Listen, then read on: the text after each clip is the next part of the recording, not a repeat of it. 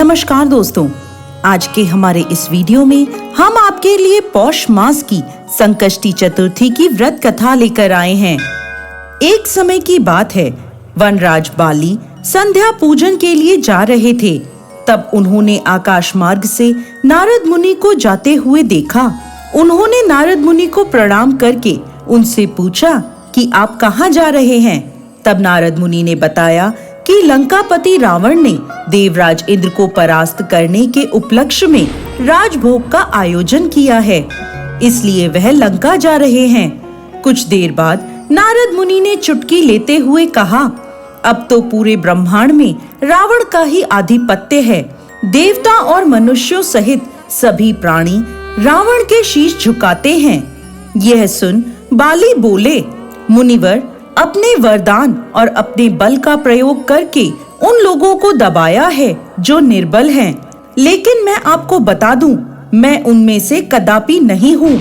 आप चाहें तो मेरी यह बात रावण को स्पष्ट कर सकते हैं। इसके बाद नारद मुनि लंका पहुँचे और वहाँ उन्होंने रावण को वनराज बाली द्वारा बताई गई बात बढ़ा चढ़ाकर बता दी।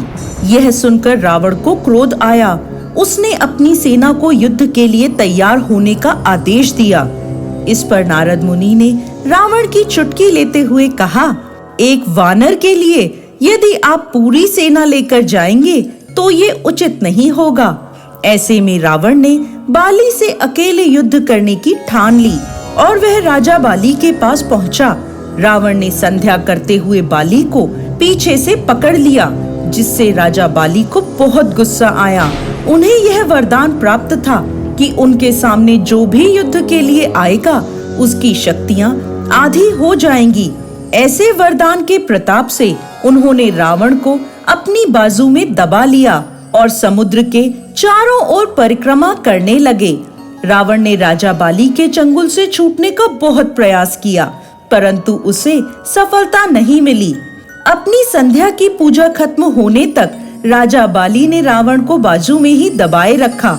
इसके बाद वो रावण को अपनी बगल में दबाए दबाए किष्किंधा नगरी ले गए और अपने पुत्र अंगद को रावण खेलने के लिए खिलौने के रूप में दे दिया।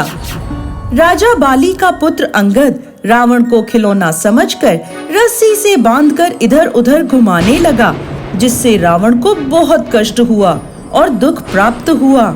दुखी होकर रावण ने अपने पितामह पुलस्त्य मुनि को याद किया। रावण की इस दशा को देखकर पुलस्त्य मुनि ने विचार किया कि रावण की यह दशा अभिमानवश हुई है। अभिमान करने से देव, असुर, मनुष्य सभी की यही गति होती है।